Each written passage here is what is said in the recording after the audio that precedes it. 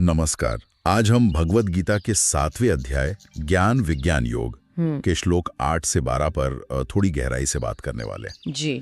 हमारे पास गीता प्रकृति और परमेश्वर का संबंध से कुछ अंश हैं स्रोत के तौर पर। हाँ।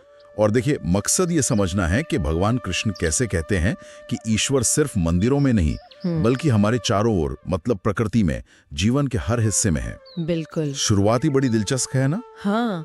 जब कृष्ण कहते हैं कि वो जल का स्वाद है, सूर्य चंद्रमा का प्रकाश है, आकाश का शब्द, पुरुषों का पौरुष।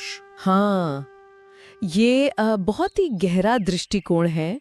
श्लोक 8 और 9 में कृष्ण असल में प्रकृति के जो मूल तत्व हैं उनसे अपनी पहचान बता रहे हैं। वो कहते हैं रसो हम अप्सु कौन्तेय, मतलब हे अर्जुन, जल में जो रस है, जो स्वाद है, वो मैं हूँ। फिर प्रभास्मि शशि सूर्यो, चांद और सूरज, उनमें जो प्रभा है, जो चमक है, जो प्रकाश है, वो मैं हूँ। अच्छा। और आगे पुण्यो गंध पृथ्व्याम च, पृथ्वी की जो पवित्र, जो खास गंध है, वो भी मैं ही हूँ। वाह। और तेजस चास्मि विभावसो, अग्नि का जो तेज है, उसकी ऊर्जा, वो भी मैं हूँ। और आकाश में जो शब्द है, वो भी। ये तो मतलब सोचने का नजरिया ही बदल देता है कि अगली बार पानी पिएं या धूप सेकें तो हम एक तरह से ईश्वर का ही अनुभव कर रहे हैं। बिल्कुल सही। ये प्रकृति को सिर्फ एक वस्तु की तरह नहीं बल्कि एक दिव्य अभिव्यक्ति की तरह देखना हुआ। हाँ। ये उन चीजों का सार है, एसेंस है। पानी बिना स्वाद के क्या है, सूरज बिना रोशनी के। कृष्ण कह रहे हैं कि ये जो इनका मूल गुण है ना, वही मेरी अभिव्यक्ति है। तो ये मानने से ज्यादा महसूस करने की बात ही है। एग्जैक्टली, हर पल महसूस करने की। और ये सिर्फ प्रकृति, मतलब निर्जीव चीजों तक ही सीमित नहीं है, सही कहा ना। आगे के श्लोकों में ये जीवित प्राणियों तक जाता है। जी हाँ, बिल्कुल। श्लोक 9 के अंत में और फिर 10-11 में वो कहते हैं जीवनम सर्वभूतेषु, सारे प्राणियों में जो जीवन है वो मैं हूँ। तो सनातनम, सनातन बीज। हाँ, मतलब हे पार्थ, मुझे सभी प्राणियों का सनातन यानी कभी ना खत्म होने वाला बीज समझो, जहाँ से सब कुछ शुरू होता है। अच्छा। और फिर बुद्धि, बल, इन गुणों का क्या? वही बात आगे बढ़ती है। बुद्धिर बुद्धिमताम अस्मि, जो बुद्धिमान है उनकी बुद्धि मैं हूँ। तेजस तेजस्विनाम अहम, तेजस्वियों का तेज भी मैं हूँ। और श्लोक 11 में बल की बात आती है, पर एक कंडीशन के साथ। वो कहते हैं बलम बलवताम चहम काम राग विवर्जितम। काम राग विवर्जितम मतलब मैं बलवानों का वो बल हूँ जो काम यानी इच्छा, कामना, और राग यानी आसक्ति, अटैचमेंट, इन दोनों से रहित हो। अच्छा, तो मतलब वो शक्ति जो शुद्ध हो।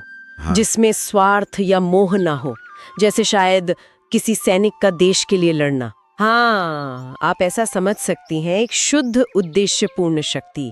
और इसी तरह वो आगे कहते हैं धर्मा विरुद्धो भूतेषु कामोस्मि भरतर्षभ, धर्म के अविरुद्ध काम। जी, यानी प्राणियों में वो इच्छा या कामना जो धर्म के अनुसार हो, वो भी मैं हूँ। तो देखिए, ईश्वर कहाँ कहाँ है, जीवन में, चेतना में, विवेक में, शुद्ध शक्ति में और धर्मानुकूल इच्छा में भी। यहाँ तक तो ठीक है, ईश्वर की सर्वव्यापकता समझ में आती है। पर श्लोक 12 थोड़ा मतलब कंफ्यूजिंग हो सकता है, जहाँ वो तीनों गुणों की बात करते हैं, सात्विक, राजसिक, तामसिक। हाँ, ये बहुत ही महत्वपूर्ण और सूक्ष्म बिंदु है। कृष्ण कहते हैं कि ये सब भाव भी उन्हीं से उत्पन्न होते हैं। जी, वो स्पष्ट कहते हैं ये चैव सात्विका भावा राजसास तामसाश्चे मत एवेति तान विद्धि, मतलब जितने भी सात्विक भाव हैं, पवित्रता, ज्ञान वाले। हाँ। राजसिक भाव क्रियाशीलता, कामना वाले, और तामसिक भाव अज्ञान, जड़ता वाले, उन सबको मुझसे ही उत्पन्न हुआ जानो। मतलब हर तरह की प्रवृत्ति, अच्छी या बुरी, का स्रोत वही है। हाँ, स्रोत वही है। लेकिन फिर अगर तामसिक गुण जैसे आलस्य या भ्रम वो भी ईश्वर से ही आते हैं, तो इसका क्या मतलब निकालें? ये समझना थोड़ा मुश्किल है। यहीं पे कृष्ण वो महत्वपूर्ण अंतर बताते हैं। वो आगे कहते हैं नत्वहम तेषु ते मयि, नत्वहम तेषु ते मयि। हाँ, मतलब मैं उन गुणों में सीमित नहीं हूँ, पर वो गुण मुझ में हैं, वो मेरी शक्ति से ही प्रकट होते हैं। पर मैं स्वयं इन गुणों के बंधन से, इनके प्रभाव से परे हूँ, अतीत हूँ। अच्छा, जैसे आपने कहा समुद्र और लहरें, लहरें समुद्र से हैं, पर समुद्र सिर्फ लहरें नहीं है। बिल्कुल वही बात। ईश्वर इन तीनों गुणों के स्रोत हैं, पर वो इनसे प्रभावित नहीं होते, इनसे बंधते नहीं। ठीक है, ये स्पष्ट हुआ। तो इस पूरी चर्चा से जो मुख्य सबक है वो क्या लेना चाहिए?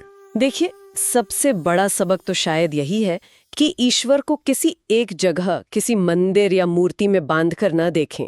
उन्हें हर अनुभव में, हर जगह खोजने की कोशिश करें। हाँ, प्रकृति में, अपने अंदर के गुणों में। जी, कृष्ण हमें एक नजरिया दे रहे हैं कि पानी का स्वाद ही वो है, सिर्फ पानी में नहीं, हवा की सरसराहट ही वो है। ये एक बड़ा शिफ्ट है। सही कहा। मतलब अपने आसपास की दुनिया को, चाहे वो पानी का स्वाद हो या किसी की निस्वार्थ शक्ति हो, उसे ईश्वर की अभिव्यक्ति की तरह महसूस करने की कोशिश करें। हाँ, इससे रोजमर्रा का जीवन ही एक तरह का आध्यात्मिक अनुभव बन सकता है। जब हम पानी पीते हुए उसके स्वाद में, या किसी के बल में, या अपनी ही किसी सही इच्छा में कृष्ण को देखना शुरू करते हैं, तो गीता सिर्फ पढ़ने की नहीं, जीने की चीज बन जाती है। बिल्कुल। तो जाते जाते सबके सोचने के लिए एक विचार छोड़ जाते हैं। अगर ये तीनों गुण, सात्विक, राजसिक और तामसिक, ईश्वर से ही उत्पन्न होते हैं, लेकिन वो खुद इनसे परे हैं, तो ये हमारे अपने अंदर इन गुणों को पहचानने, समझने और शायद इनसे ऊपर उठकर अपने असली स्वरूप के करीब जाने के बारे में क्या कहता है, इस पर जरूर सोचिएगा।